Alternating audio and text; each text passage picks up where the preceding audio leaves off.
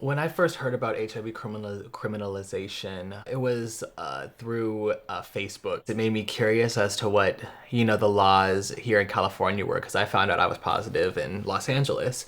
So, I looked them up, and, I found that we're more on the more progressive side of those. There still is a lot of work to do, but, I was a little more relieved when I looked up our laws. And at first, I felt like I should have been told that when I was diagnosed. But then the more I thought about it, I was like, well, I can see why they wouldn't tell me that at first, because that could be, I feel like that could be really traumatic, to be told that you're positive and then instantly be told, oh, and you'll be arrested if you've done anything like this now that you know. One of the interesting elements of my case, the way in which it was discovered. The Department of Health official seeing sexual activity through my dorm room window, and under no circumstance was I wasn't gonna open the door. I wasn't a social person. Sexual activity did take place, but none of us wanted the door to open. But the Department of Health official proceeded to bang down the door almost as if he was, we know you're in there, sort of. And that's what he did say. I know you're in there, open the door. For him, as the Department of Health, reasonable suspicion for this case was seeing sexual activity. Besides that, sex wasn't really criminalized per se. It was words, or not saying words, but it would see any sort of sexual implication as being potentially criminal. Like a miscegenation law, anti-miscegenation law. And that's the problematic side of it.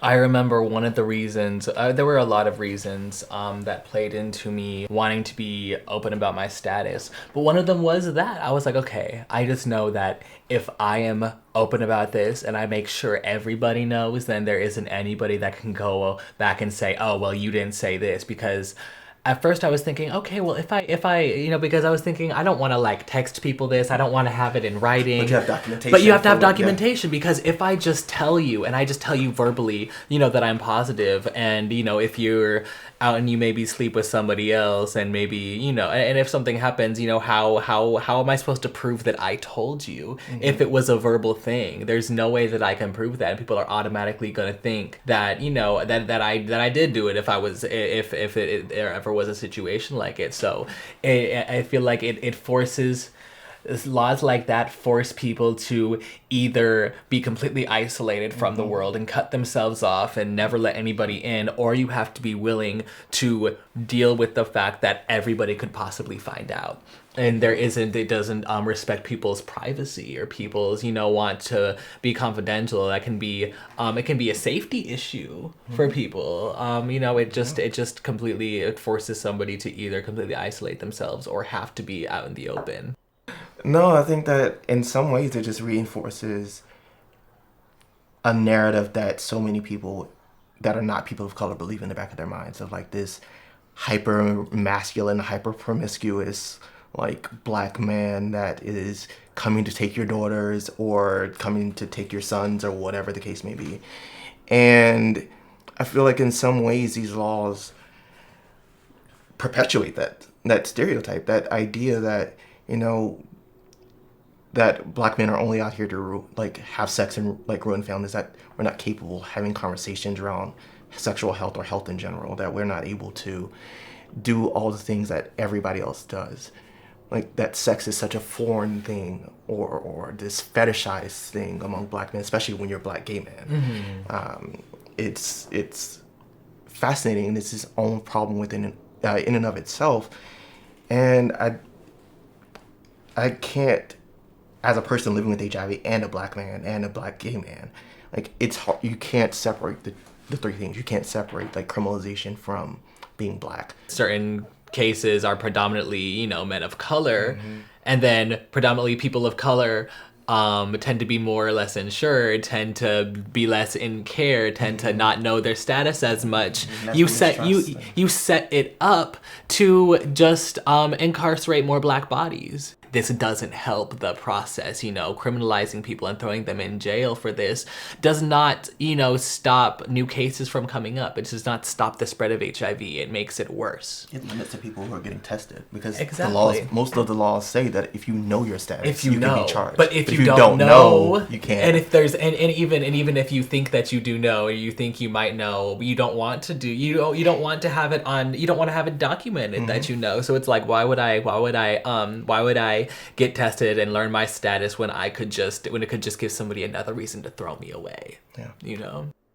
What I've experienced a lot is that they make the person who is intimate with the other person who's positive feel ashamed of it, make them feel like they're less than. And there's a lack of knowledge aspect, of course. There's some who don't really know that a sexual relationship can be positive person and negative person and stay that way. Me as a guy with my sort of stature, it's a different sort of I guess interaction, because maybe I get more of a behind my back sort of treatment, but I've also gotten a sort of, instead of focusing on me because I'm a little bit more intimidating to some effect, they might focus on the person I'm with, and that, which bothers me very much. Oh, that'd be tough. Yeah, because I can't really I could physically get down, but that's one time. Like, how are you gonna stop it over and over again? Whenever I think of relationships between two men or two men of color specifically, I always just the quote that always jumps to my mind is by Joseph Beam: "Black men loving a black man is a revolutionary act." I mean, it really is. I mean, to be black and gay and living with HIV, that's only perspective I can speak from.